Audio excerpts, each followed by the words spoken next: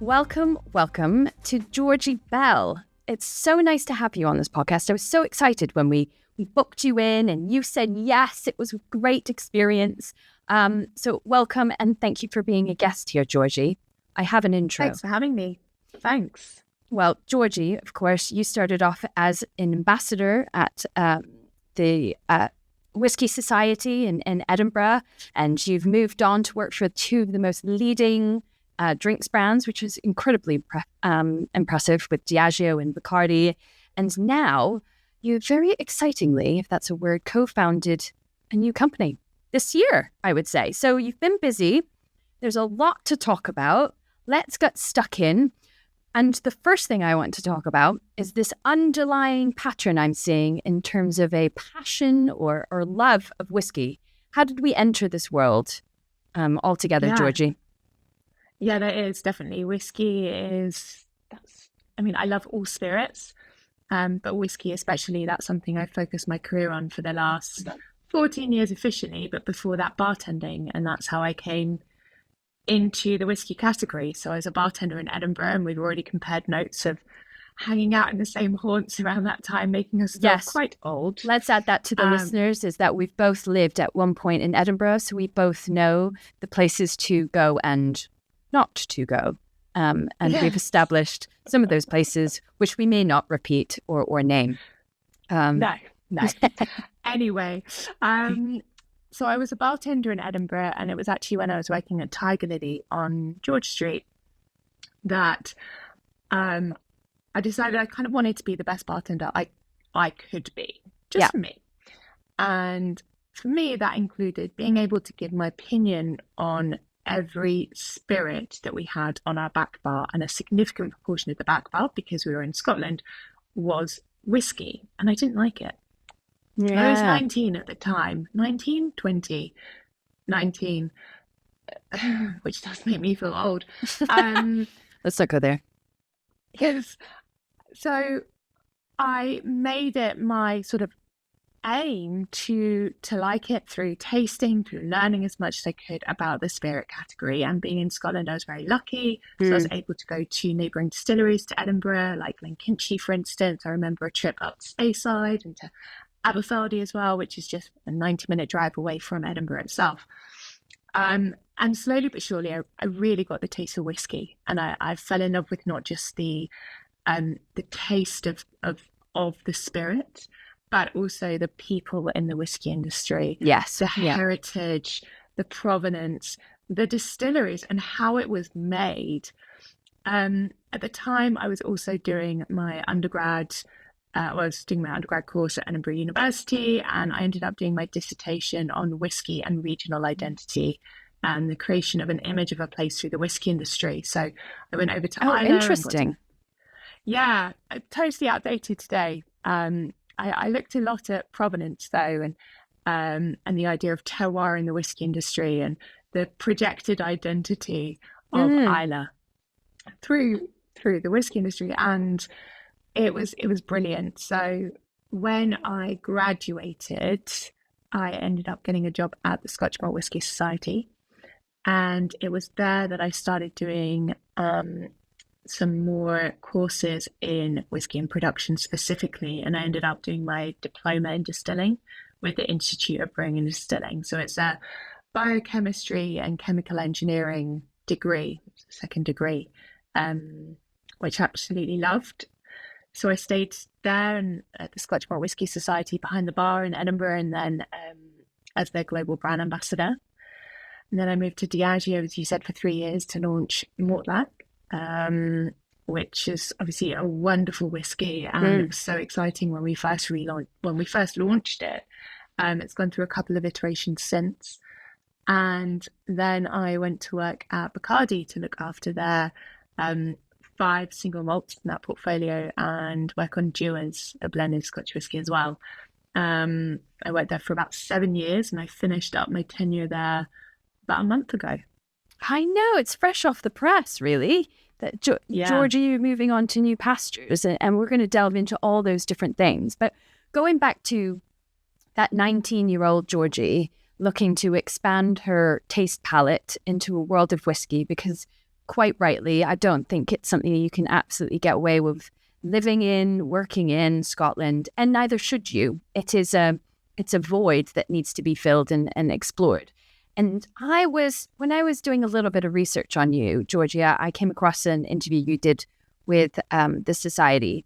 And you said something really interesting, because I'm always intrigued by the changing dynamic of whiskey and what it means to people. So clearly at one point it was a rightfully and more wrongfully a man's drink. And that is definitely moving with new innovations and with change in palate and more curiosity in our audiences and target markets. But what you said was something around the idea of you can love whiskey one day and it can just completely change the next because it depends on your mood, the climate, your diet, which I thought was it's not really something I've thought about really. So are you saying whiskey really is that variable? Just the one whiskey can be so variable? Oh my God, it's so variable. And that's what I love about it. Mm. You're totally right. Whiskey is such a varied spirit, and your preference for the type of whiskey that you want to drink or your view on one particular bottle of whiskey will completely change depending on the weather, who you're with, what you're eating with it, what you're drinking with it, if you're pairing it with a beer. And that's what I love about whiskey as a category. I think when people think of whiskey, they think it's just one flavor dynamic. In actual fact, there's such a plethora of flavors that comes from the whiskey category, not only from how it's made, but also where it's made. And I'm sure that's something that we can talk about later down the line, is this emerging, growing world of New World whiskey and different provenances that come in, which is, of course, what we focus on with the Hard Cut. What we focused on a lot with the Scotch Malt Whisky Society, I used to have a bar behind me with about 150 different bottles, all of them single cask, all of them cask strength, from distilleries far and wide, obviously predominantly from Scotland, but then from distilleries from other countries as well. And when people would say to us, well, I'd like a whiskey, we'd be like, what do you like? What would you like? Oh, I don't know. And be like, cool, do you normally like red wine or white wine? Who are you drinking with right now? What sort of mood are you in? And for me, that still very much impacts my life today and my whiskey choice. As you can imagine, we've got, my husband and I, shelves upon shelves of whiskey at home. And our preference of what we're going to drink that day, that night, will depend on so many things. How have the kids been that day? How tough of a day has it been as parents? We'll sort of level out how good a whiskey we're going to have at the end of the day. We got a bottle of Compass Box Art and Decadence recently. I absolutely love it, and it's such a treat of a dram that we're like, has it been a tough enough day to treat ourselves to a dram of that whiskey? Well, I think when you're trying to manage a business and twins at the same time, I feel like that's going to get a real going at for the next coming weeks. So I think that's really fun. And that's why, from a home bar perspective, it's often quite nice to have more than one, more than two, maybe even 4 or 5 bottles of whiskey open for you to enjoy, because your preference on what you might want to drink that day will depend on if you're hosting, as I said before, if you're having a beer with it, what your mood is like. I remember when I first started out in whiskey, I got a real taste for smoky whiskey. Right? And again, a lot of people sort of, one big misconception about whiskey, and especially Scotch whiskey, is all Scotch is smoky, which it very 100%. Much isn't. Yeah. Of course. But it is out there, and that's fine, and that's an education piece that we all must help with. But when I started out, I used to love smoky whiskey, and the smokier the better. And now I'm like, I do like smoky whiskey, but I have to be in a very particular mood to enjoy it. And I often want sometimes more of those smoother, more vanilla focused, more big sort of fruit forward whiskies. And I really enjoy at the moment like an exotic fruit style whiskey. So whiskies that are big on that pineapple, mango, passion fruit flavor that's coming through. And we're about to bottle our number 7 release, so our 7th single cask. And it's just that, and writing the tasting notes for it and trying it has been an absolute joy, because that is the whiskey that I want just now. To be honest, I'm getting quite parched just having talked through that different sort of flavor palette and spectrum. And it is a spectrum. And I think when you talked about having that smoky or that stereotypical, when people think about Scotch particularly, they think of the sort of tobacco-y, smoky feel. But I think that's progressed to now people thinking there's that tobacco-y, smoky feel or not. And it's just two sides of the spectrum. But what we're actually trying to expand and educate people on is there's a full-on spectrum. And actually whiskey is accessible to all, depending on what your preference is and what day it is, and as you say, your mood. There's a lot of education around that. I would also say as well, if you're new into trying whiskey and dipping your toe in, if you try a whiskey neat one day and you don't like it, that's totally fine. Maybe try it again another day. Add water to it, see if it sort of some of those flavors sort of lighten up. And when you add water, often whiskey becomes sweeter as well. So try it with water. If you're really new into the whiskey category and you're like, I do fancy airing into it, drink a whiskey cocktail. There's brilliant bars across the world with incredible bartenders behind them. Yes. And just say, look, this is the sort of flavors that I usually like. I'd love to try a whiskey cocktail. What do you recommend? Yeah. There's so many ways into the category, and often people have drunk whiskey and they probably haven't known that they have, and they've enjoyed it because it has been in a cocktail. Then they say, oh, I don't like whiskey.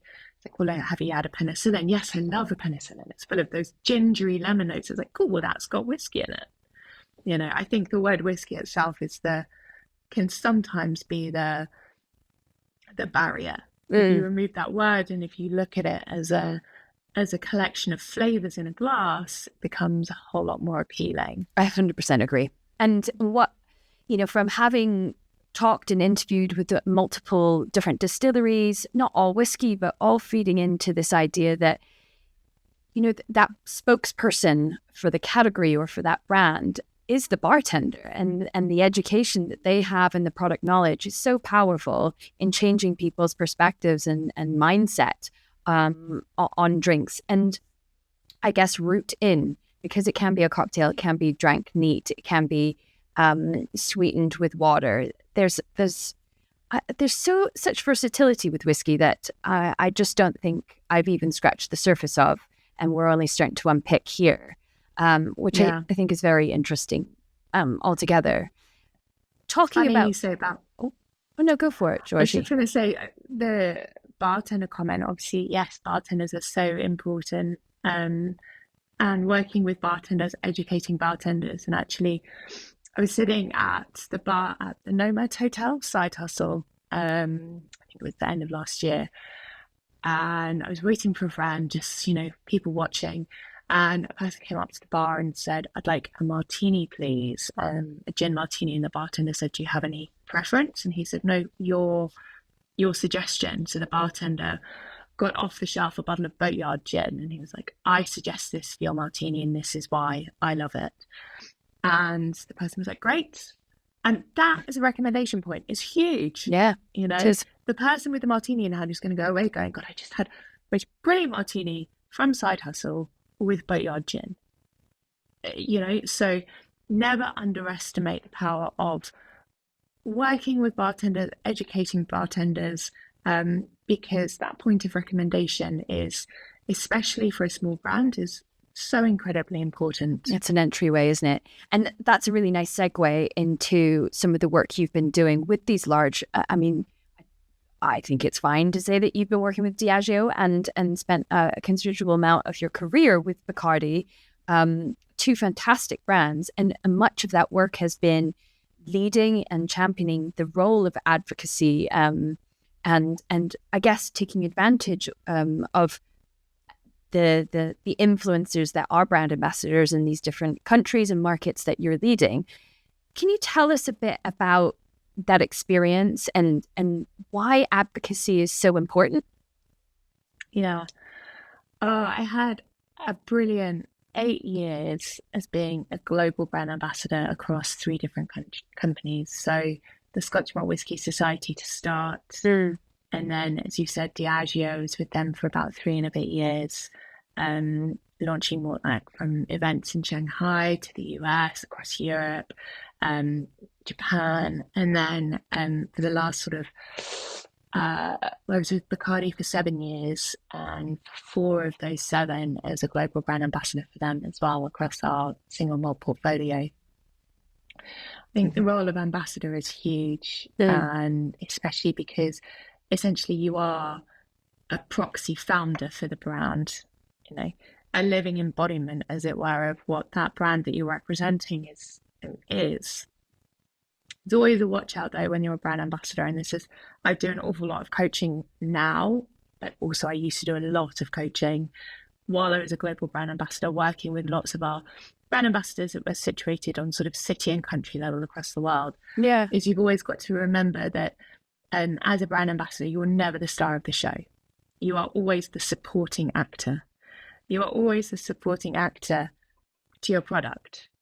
And that always has to be, and if you think about the Oscars and you think about always that supporting actor role, that is who you are as a brand ambassador. But you're there to tell the stories of the brand, and you're there to bring the brand to life and tell those stories of the brand in a way that is relatable to the audience that you're speaking to. And your audiences are so varied. You know, one day alone, you might start your day with a training for an off-trade partner. You might then go and do a training for your local sales team. You might do some account ride-alongs with that sales team to go from account to account, doing very quick sort of 30-second sort of messaging bullets on why that brand is so wonderful and what you think you love about it. You might then go and do some press interviews, podcasts these days, and then end it with a consumer tasting, let's say, followed by bar visits after that. So you can be speaking in a single day to all of these different audiences, and your messaging on your brand has to be relatable to that audience. So if you start, you know, I used to work with Craig Ellicky, for instance, at Bacardi. Wonderful whiskey. It's amazing. And that tropical fruit note that I just mentioned is so in the fore with this almost like grilled pineapple character that whiskey has. It's got an incredible story about how it was founded in 1891. It's also got an incredibly complex production process using worm tub condensers. Now, if I start banging on about worm tub condensers to a lifestyle journalist who's just interested in figuring, who's learning a little bit more about the history, but then is really interested about the old soul, old-fashioned cocktail that we hero, and I start talking about peating levels or malting levels and worm tub condensers, you'll see that face go, okay. 100%, you're going to lose your audience. So in a way, you know, being a brand ambassador, I think people often see brand ambassadors as those who just have a company account and they fly around the world, and it's, you know, they're going from one bus to the next, but it's very much not like that in reality. Totally. But actually coming back from that is what's the most important thing within that brand ambassador world, and how you're connected to the rest of your brand team is your messaging that you're putting forward about your brand. And that the message that the brand ambassador and the stories that the brand ambassador is saying do align in with what your sales team is saying, with what your marketing team is saying, with what your PR team is saying, what your social media posts are trying to convey as well. And also that they're not just stories to be fluffy stories, but stories that actually have functional benefits to the brand as well. You know, I think whiskey is quite a romantic spirit, and it's very good to have stories of founders and how whiskey came to be, etc., etc. But if you're just saying a story for a story's sake, and there's not really much that someone can take away from that, then you kind of have to question what you're saying. Another thing that's really important too, sorry, going off on one, but I do think it's important, is making sure that when you're talking about your brand and these messages, that you have a very clear 10, 30 and 60-second pitch about your brand. Okay. Because often enough, when you think about it in terms of elevator pitches, often enough, you'll be a brand ambassador going into a bar and you'll literally have 2 seconds or 10 seconds to speak to a bartender. If you start going, My brand, and you start fumbling, then you're gonna have lost it straight away. So that's really important. Wow. But no, Um, all in all, great years. well, I was going to ask, for a lot of our listeners who would be really gain from that insight of your experience working and strategizing across multiple different brands in the portfolio. I think you've just shared some really key principles that anyone can take and start to think about and add to their toolkit when doing these road runs. Because ultimately, for smaller businesses, it will be them doing a lot of this interchanging from trade, consumer, education, and being ready with those messages and those authentic stories that differentiate them from others, particularly in their competitive set.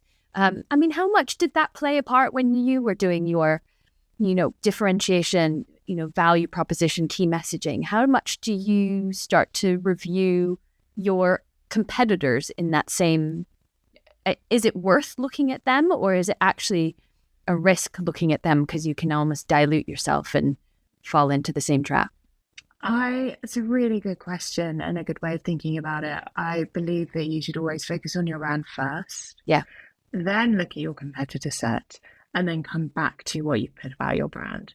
Because you don't want your competitor set to be too leading in terms of, oh, here's an entry point that no one else is covering, so this is the area that I've got to go into.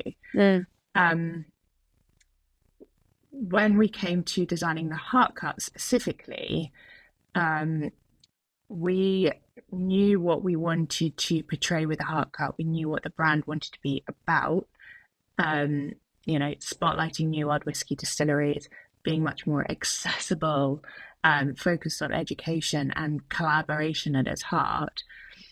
And so we sketched that up. Then we did a big competitor set across the independent bottling landscape.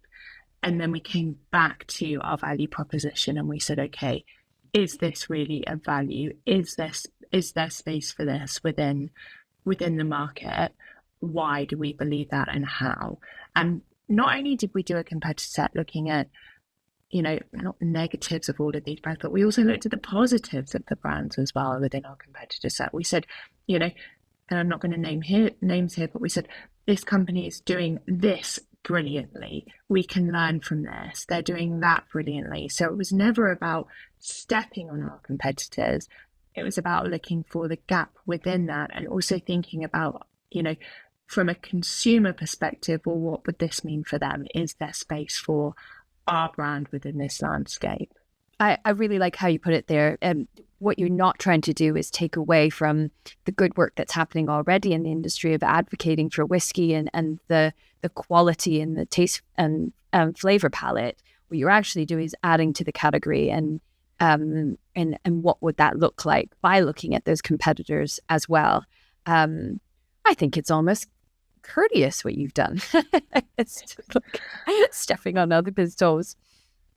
I think it's important to, they say that a rising tide helps sail all ships, as it were. And if you think about whiskey drinkers out there, there's so many whiskey drinkers and there are a lot of brands. Uh-huh. And if you do your brand in the right way and you put this fundamental work behind it in terms of your strategy, if you get alignment with all of your messaging and your target occasion and the type of accounts that you might want to go into and how your brand could sit on the back bar with other whiskies, because you're never going to see a bar where it's just your whiskey on the back bar. So you've got to think, okay, how would my whiskey help complement that back bar? And then how would that help give something to the bartender as a point of difference?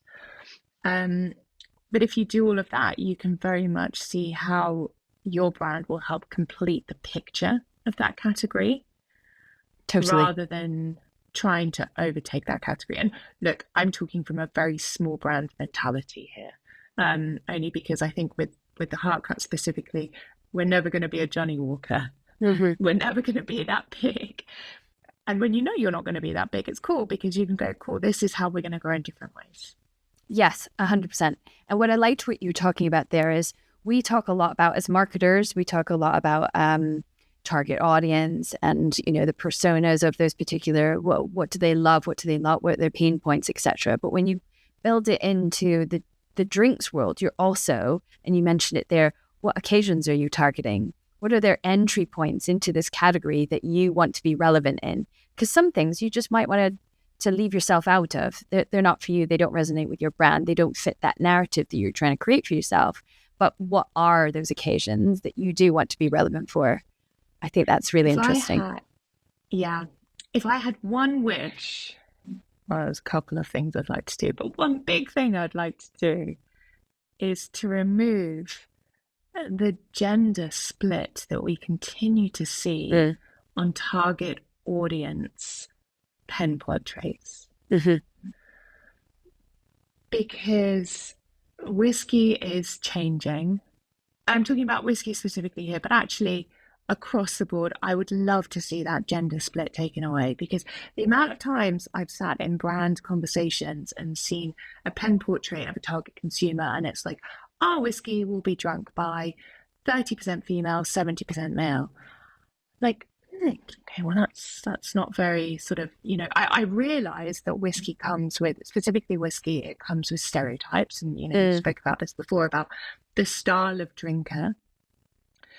But actually, to help with the evolution of the category and to be welcoming and to allow the wrong word, to welcome people into it and make everyone realize that it is a space for them to drink and to take away those gender barriers. We in the whiskey industry have to take away those gender barriers first. We have to stop, as marketeers, putting gender splits on our target audiences. And we've never had that with the heart cut.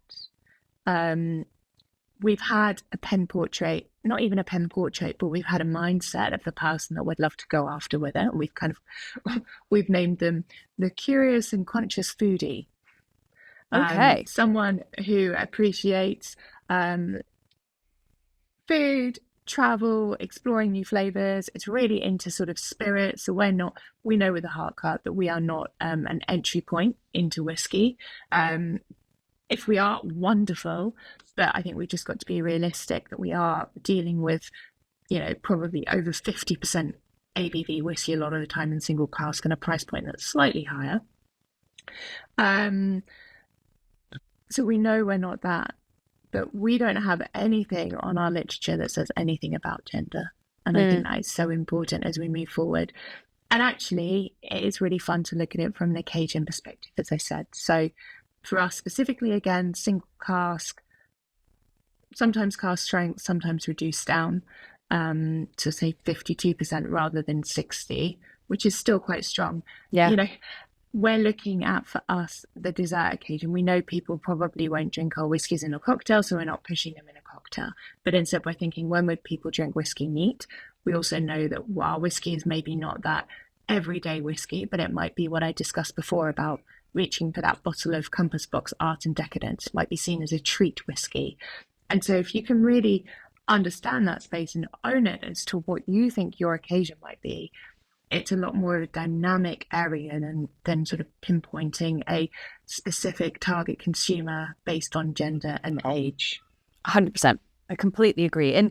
And let's explore the heart cut a little bit more, because I feel for some of the listeners, we've kind of jumped ahead and been like, these are our audiences, but we've probably not actually even introduced what this whole concept of heart cut is. So you have co-founded this business with your husband. It is very recent. You have also, sideline note, become a mother of twins at the very same time. So this last 6 months has been, or these last few weeks have been very interesting for you altogether. But the heart cut, why was now the right time? Yeah, and apologies, you're right, I did jump in and I keep using it as an example. It's just because I've got 2 bottles in front of me, so it's very easy. No, not at all. I just feel like about it. Everyone's probably just Googled it at this point, but from your perspective, why now, and what is heart cut all about? So the heart cut is an independent bottler that spotlights New World whiskey distilleries. Exciting. We collaborate with distilleries that so my husband and I, admire around the world. And we partner with them by a single cask, pick that cask in collaboration with them, and bottle it in a way that heroes not just our brand, but theirs as well in equal proportions. So you'll notice I've said the word collaboration about 3 times in those last 2 sentences, but collaboration for us is really important. And that was a key point of difference for us compared to other independent bottlers within the whiskey realm.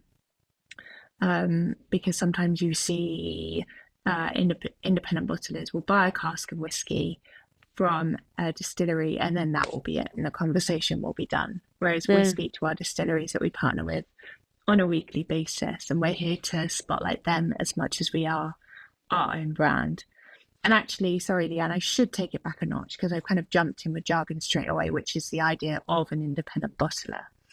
So within the whiskey landscape, there's 2 types of bottlings, original bottlings and independent bottlings.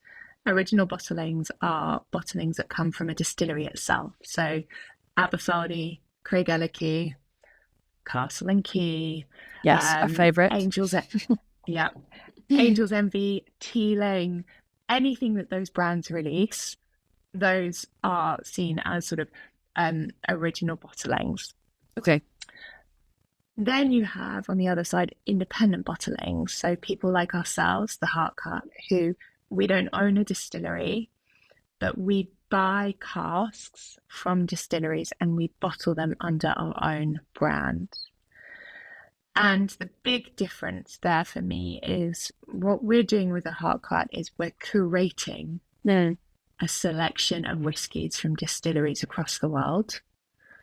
And in that way, we're using our bottlings as an introduction point for whiskey drinkers who are excited to explore and discover new distilleries, but they don't quite know where to start.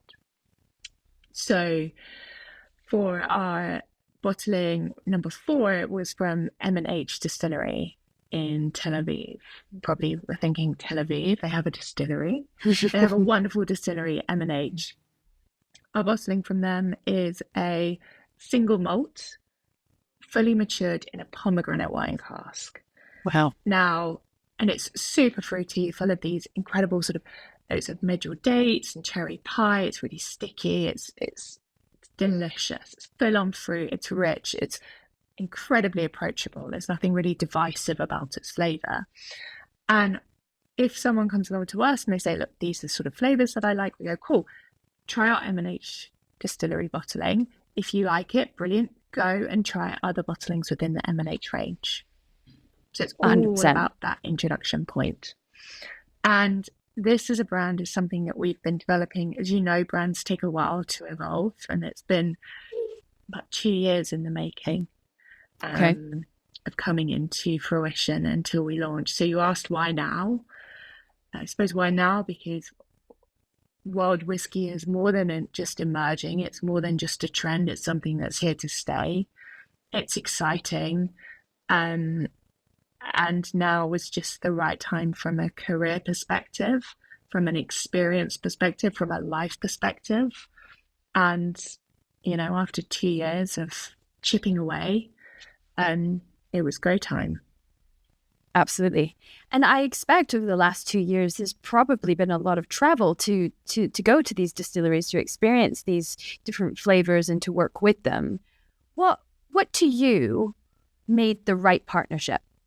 Because, of course, your first bottling was with, I might pronounce this wrong, but a distillery in Denmark called Stauning? Stauning, yes. Yes. Yeah. And then I think your third bottling was from Finland. So, you know, you are spanning the world. The fourth one you've just mentioned is Tel Aviv. What made that right partnership to go, right, this is absolutely what we set the tone with. This is the right partnership. Yeah, great question again. Honestly, they're just distilleries that, having worked in the whiskey industry for so long, they're distilleries that I love. And all these distilleries that we partner with the Heart Cut all have this why not and what if mentality. they all start with a group of founders, solo founders, groups of friends coming together and saying, why doesn't whiskey come from my country when it's completely set up for it? And what if we built a distillery here? Few in Chicago. So I said New World whiskey distilleries. New World whiskey can be defined as whiskey that comes from countries that typically aren't known for whiskey, or distilleries from countries that are known for whiskey, but are taking a different approach to making it away from tradition. Oh, okay. And so it encompasses every country, but it's just a different mentality as to how you make whiskey. And few spirits in Chicago, you might be thinking, oh, US whiskey, is that really seen as New World? And it's like, well, Paul, and we say we spotlight New World, so we don't just focus solely on it. Paul, who founded Few in Chicago, he was like, I just want to build a distillery. Why isn't there a distillery in my suburb in Chicago? And he built it, and he's doing amazing stuff with whiskey there. So, all of our distilleries, honestly, as I said, all of our whiskeys come from just distilleries that we're really excited by, that have a presence already here in the UK. So that's really important, because as I said before, we want to see that our bottlings are helping halo across their core portfolio. So it's not just about us. And distilleries that we know our audience will also be excited by. Absolutely. So there is that mutually beneficial sort of partnership in that regard.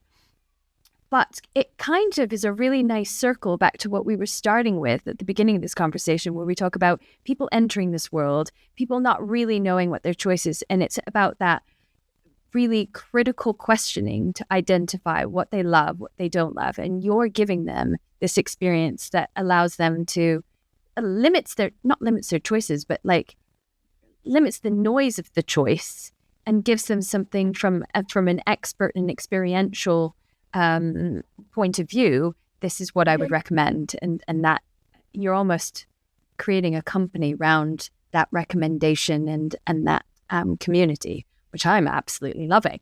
Now, we've got so many different questions, but just to touch on, the heart cut actually has meaning in itself, doesn't it? Yes. So the heart cut is the heart cut of spirit that's taken from the distillation run. So when you distill the spirit, you often don't take the first bit that runs off the still, and you don't take the last bit, but you take what's called the heart cut. And we called our brand the heart cut because we're choosing, as I said, those heart cuts of spirit. So teaming up with distilleries, again, that we admire, but also putting, and this will sound a bit cheesy, but it's honestly true, putting the heart and love back into independent bottlings, because as you mentioned before, I come from a brand advocacy background. That's been my bread and butter for the whole of my career. Yeah. And we wanted brand advocacy and storytelling to be at the heart of the heart cut.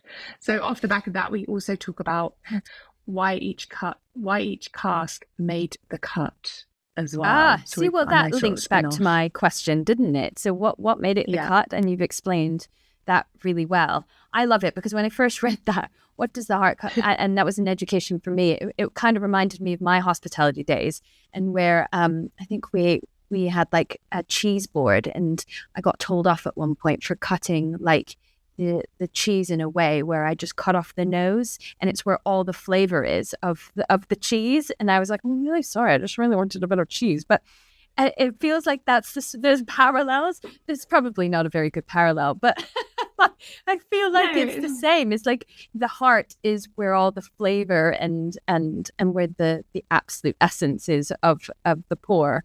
Anyway, that was a little anecdotal tidbit for the listeners. There you go. You learn something new every day. Let's talk about packaging, because it's certainly something that Signet are incredibly passionate about. And I don't know if I should admit this or whether you would allow me to. We can edit this out if you say no. But I took a little sneak peek at your Behance. I saw a bit of mood boarding, and I thought there was a clear aesthetic that has come through. This use of color, hard lines, this graphical type of interest, quite minimalist look. Can you tell us a bit about that process of building the aesthetic of Heartcut? So funny you mentioned that, because I just dug out my Behance board as well before this conversation. When Fab and thank you for noticing that. Honestly, there was some great imagery there. Oh, lovely taste. I almost want to go back to Behance. I love it as a board. It's so inspiring. It is. When Fab and I were putting, my husband Fab and I were putting the Heartcut together, we took a look on Behance. We looked at the independent bottling landscape and we thought, okay, well, that's there, but what do we love? And one of the words we love is natural wine. We love wine. And all of these I love natural wine as a category because I love all of the colours and sort of the category bending, tradition bending design that you see coming through on it. And the same with beer as well, and craft beer. And we thought, well, we kind of want to do for whiskey what natural wine has done for wine and what craft beer has done for beer. Yeah. Obviously, that's a huge aim, and we're not obviously doing that solo with the Heartcut, as you mentioned before.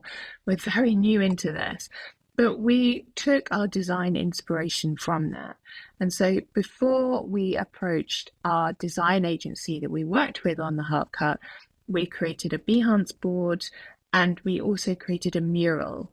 And we just dumped on this mural pictures and designs and colours and gradients of colours and very graphic focus pieces that we liked. Yeah. We were consistently, whenever we were out drinking, would be like, oh, I really like that bottle. Why do I like that bottle? Questioning these pieces. And so when we were able to brief our designers, we were able to go to them with our Behance and with our mural board and say, this is what we love. And this is kind of where we see the Heartcut going. 100%. So, I think that's a really important, an easy way of bridging the gap between what your vision is and those designers to use their expertise to go, right, how do we make something magical from this? And they have created something magical from that board. It's a glass bottle, minimalist label, but bringing that color and that graphical feature. You've got a wooden stopper. Am I right in thinking this? I'm riffing. Yeah, wooden stopper. What sorts of considerations did you have to make when you were going through that process with your designer? Was there anything that particularly you needed or that it functionally needed to deliver? I'm really glad you asked that question, actually, because as we've developed the Heartcut, that's when these pieces have come to the fore. So there's been many, many rounds of iterations on the label. We finally got to a place that we love. So as you described before, the label's split in half. One half is the Heartcut, one half, and it's black and white, and the other half is coloured. And we tend to work with pastel colours. Our next release is going to be like a bright blue, though, which we're really excited by. And that side is the distillery side. And then in the centre, we have a heart cut out, so you can see the colour of the whiskey through that. There were lots of rounds of coming up with this label and with the way the whiskey was going to be presented. But it's only as we started bottling did we realise that maybe functionality-wise, some pieces didn't come through. And actually, I know you've asked here for sort of the benefits and the wonderful world of this, but actually I kind of want to tell you about some of the pieces that we overlooked. Okay. Now, 6 months in, we're like, oh, we really need to we've edited as we go. Our bottle's 50 centilitres, which we love. We did that because we love a 50 centilitre bottle, and it also encourages you to try a little more from different bottles.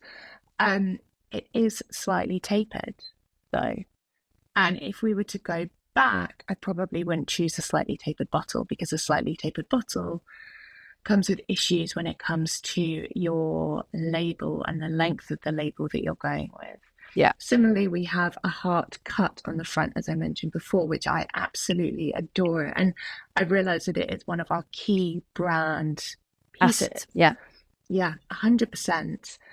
But it is also very difficult to apply. So all of our labels are applied by hand because they can't go on a sticker roller because of the heart cut. So as I'll be honest with you, the Heartcut we are a startup. We are self-funded. Mm. It is my husband and I working with some brilliant agencies. But as we look to develop the brand and we look to develop potentially our label and what the Heartcut looks like in 6 months' time, we are now having a conversation about, okay, what are our key brand assets from this label? The split, the Heartcut, the colours, the pop of colour. But how do we change this to be slightly more functional when it comes to a application, packaging, bottling perspective? 100%. And actually, that would be a huge piece of advice I would give to any startup out there, is don't just work with your designers in solo, get them on the phone with your bottling company, whoever you're bottling with. And before you've gone to a, yes, this is the label we're going for, make sure, print some test runs, get your bottle in a small quantity and make sure it does actually work. Whereas what we did is we bought thousands of bottles and our labels, and then we were like, this is a little bit more difficult than we anticipated. Bless you. Now, I mean, it's fine. It's a learning curve. Like you said, you are business owners. This is almost how you need to learn, because you need to figure out what makes sense and evolve with the brand as you make those decisions. But it's certainly one of the things that, clients come to us with that absolute line of inquiry going, we've made a bit of an error. We fell in love with this design, and quite rightly, we fell in love with this design, but we've now figured out, well, I guess yours is slightly less of this problem, but we figured out it's just not fit for manufacture. Certain things can't be automated, or certain things. So they've had to slowly etch away at this design that they've fallen in love with, and then realized, but I don't like this version anymore. And maybe we should start all over again. That's a huge risk to take if you're starting out your own business. Yeah, and I think we're very lucky because we are small. So for the last 6 months, we have been, we've got whiskey out there. Our whiskeys are exceptional. And I know it's very easy for me to say that I'm biased, but they are. Our cask choices are wonderful. The distilleries we partnered with are wonderful. Our labels, our bottling, everything about it is brilliant. And it is now, though, because it is just us and a very small team, that we're able to go, okay, how would we gradually change this? What's the evolution of this? Yes. Which you can do behind the scenes because you're not too out there. Yes. And I think it's always an interesting part of this dynamic in this podcast, is because we've spoken to so many different owners of different distilleries across the world who are sharing. And I'm so appreciative that been so candid about sharing these problems and challenges that they've come across, and been like, we've had to learn this because it's made us who we are now. But sharing those tribulations and insights that they've gained and lessons learned is exactly what this podcast is all about, because other people emerging into the space that we want to actively encourage will take those learnings and hopefully take a second question of, will this actually work for us in the long run? And sometimes it is indeed actually what they want to do and move forward with. So thank you so much for sharing a little bit about that. I think you've put in a mood board together. You've got designers, you've got the experts that can do this work and deliver, and you've created something really fantastic, and you're looking to evolve that. What part of, I always think whiskey's quite any sort of spirit, but whiskey specifically is so sensory. It's, it's flavor, it's taste, it's look, color. You mentioned that in terms of the design of through the heart that's cut out, you want to reveal that color quality through the glass. It's so sensory. How much of that needs to come through, do you think, in generally in packaging and how you convey that message through tactility? Yeah. Oh, great question again, because something I'm thinking about a lot, and it's something that we have, I'm quite proud of this with the Heartcut, is that, you're right, whiskey is a very sensory spirit, and flavor can be described in lots of different ways. I'm going to bend your question slightly, but do it. Flavor can be described in a lot of different ways, and often distilleries will have, and brands will have, tasting notes on their bottle. And the amount of times that I see that a whiskey tastes of oak and you think, well, what does oak actually taste like here? I've just imagined myself going, nice, yes. Oak, okay. You can't obviously taste a whiskey when you just see it on a shelf and you think, oh, I'm seeing that on a shelf. What does it taste like? So we made sure with the Heart Cut that we put 3, and we're now doing 5 really dynamic, fun tasting notes on our packaging that you can read, that are approachable and they'll give you an idea of the flavour inside the bottle. So on our Cotswolds bottling I've got here, we've said that it tastes like banana bread, candied pecans, vanilla fudge, crispy red apples, and hazelnuts. Now, the reason that we decided to do that was because very often consumers will be in a bottle shop and they'll go and they'll pick it up. There might not be someone around to help guide them, and they'll be looking at the bottle and they'll think, oh, I really like this design, but what does it taste like inside? And if you've got just 3, 5 really easy but approachable tasting notes on your label, it does help the whiskey come to life. Totally. If you've got on the back a paragraph sort of lamenting about the distillery and the romanticism about the distillery, and at the end it just says tastes of vanilla and toffee with a finish of oak, well, you're probably like 90% of other bottles on those shelves. So play with tasting notes, and also, as you said, be really proud of the colour of your whiskey too. Because you very much taste with your eyes. And for our bottles, we don't add any caramel colouring. So the colour of the whiskey is the colour that it comes out of the cask itself. And by having that peak of colour that you can see not only through the Heart Cup, but making sure that the label doesn't cover the bottle fully, also helps with the variation in the different bottles lineup that you might have there. So those are 2 really important things for us, that the colour of the whiskey shows through and that the tasting notes are dynamic. I love that, because actually, again, that links back to where we talked about that, audience and how people enter and what occasions you might be targeting in terms of your consumer. That those tasting notes almost align quite well with that. You said that after dinner, that dessert time. Well, doesn't want banana cake at dessert? I mean, just any time of day, to be absolutely honest. But again, it's that line of inquiry, that consistency in what you're trying to achieve, when you're trying to achieve it, and how you do that and execute. And that's so important in branding, and certainly in launching a new brand into market. So I've taken a lot of your time, Georgie. I do want to give you another congratulations, because was it last week now? I can't remember. You were recognized and you won Independent Bottler of the Year at the Icon of Whisky Awards 2024. I think that's so impressive and so amazing in such a short space of time of launching. And I know there's a lot of work that's gone behind that in 2 years. So that recognition of that work is phenomenal. What's next? What's the end goal for Heart Cut? Thank you for that recognition. What's next? We're just really excited about collaborating with more distilleries, bringing out awesome casks that taste delicious from these distilleries, helping them sort of gain footprint and visibility, especially in the UK market, which is where we're focused just now.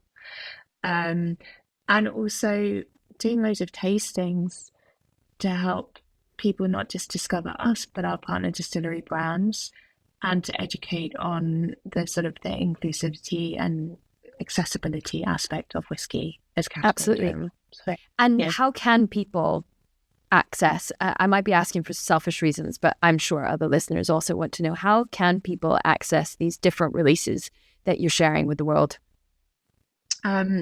We sell them direct to consumer, which is our main sort of focus right now, as well as working with various off-trade partners. But if you go to theheartcut.com, you can buy through that, and then you can receive your bottle speedily in about 3 days after you purchase it. Excellent. So, yes. Right. And then you can email us at hello@theheartcut.com, and if you want to know anything more about us, or you want to set up a tasting for your whiskey group or your colleagues or your bar team, just whatever, we're very here, happy to help. And as I said, we're not just about our brand, but we're here to do with educating on the category in general. Absolutely. And we'll make sure those links are in our little description below so everyone can free access the goodness. And hopefully at that point, you'll have more releases for people to dabble with. Final question, or second final question. If you were to describe Heartcut in a word or phrase, what would it be? You've got me there. If I was to describe Heartcut in one word, it would be, I suppose, exploration is really important for us. So exploration of... That feels like a good word. Whiskey, exploration, but also vibrant exploration. Let's go with that. Yeah, that sounds really great. Vibrant exploration. Well, on that note, Georgie, I would like to take a sincere thank you again for your time, but also what you're trying to achieve with Heartcut with your husband. I know it's a major feat. I know it's hard work. But for me particularly, I feel like you've tapped into my curiosity, and I certainly will be trying your perspective and your recommendations through these upcoming releases, and probably going through the last 6 that you've already brought to market. I think when we're burdened with choice a lot, it becomes too much and the onus is too much on the consumer. Sometimes there needs to be that person that steps in to really curate and recommend and allow people to follow a journey and discover what they really love and what they don't. And at the heart of Heartcut is exactly that. So I'm really grateful for what you're doing. And I really think it's going to contribute to a movement in a continued movement in this category of a changing consumer. Certainly. Thank you. Let's make sure that we touch base again in a few years or a few months even to see how you're getting on, because I'd be really interested to see how it unfolds. Thank you. Thank you so much. It's been such a lovely chat. Oh, it's always a pleasure.